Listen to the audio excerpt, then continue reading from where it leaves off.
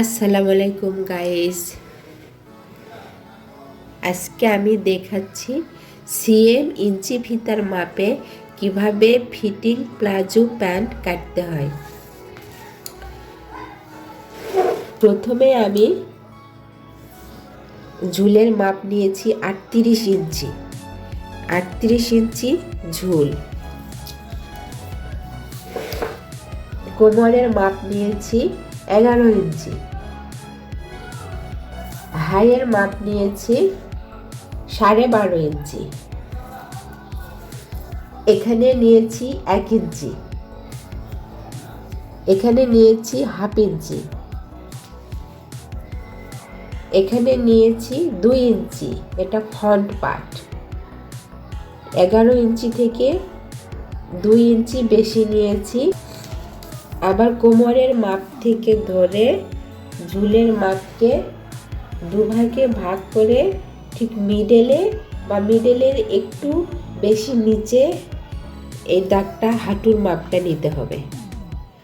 নিয়ে এইখানে এই পাশে আমি নিয়েছি 1 ইঞ্চি ভিতরে, এই পাশে নিয়েছি 1 ইঞ্চি ভিতরে। নিচে পামোহরের জন্য এই পাশে 1 ইঞ্চি বেশি নিয়েছি, এই পাশে 1 ইঞ্চি বেশি নিয়েছি। এটা 2 ইঞ্চি এক্সট্রা, 2 ইঞ্চি এটা মোড়ানোর জন্য। ব্যাক পার্টের এইখানে সামনের পার্টের 11 ইঞ্চি নিয়েছিলাম, এখানে ব্যাক পার্টের 12 ইঞ্চি। ফ্রন্ট পার্ট 11 ইঞ্চি, ব্যাক পার্ট 12 ইঞ্চি, 1 ইঞ্চি বেশি নিতে হবে। নিয়ে এখানে 1 ইঞ্চি উপরে, এই পাশে এখানে 1 ইঞ্চি, আর এখানে হাফ ইঞ্চি।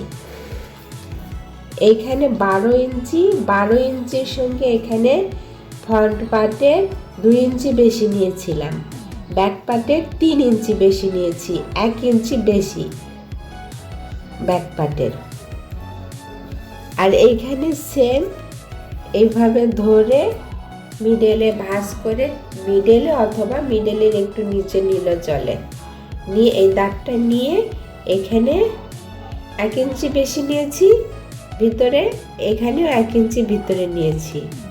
নিয়ে শেপ কাট দিয়ে ড্রয়িং করতে হবে। এখানে 1 ইঞ্চি, এখানে 1 ইঞ্চি সেম।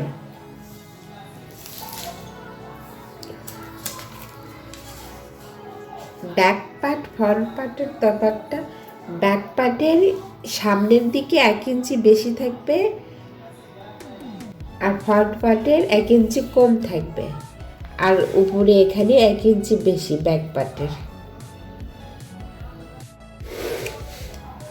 সেম মাপ, সেম ড্রয়িং, সব সেম থাকবে।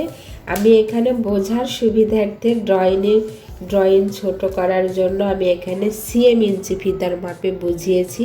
আপনারা যখন কাপড় কাটবেন তখন অবশ্যই এই পাশের মাপ দিয়ে কাটবেন, তাহলে এইটা 38 ইঞ্চি ঝুলের যে মেজারমেন্ট সেইটা অ্যাকুরেট হয়ে যাবে।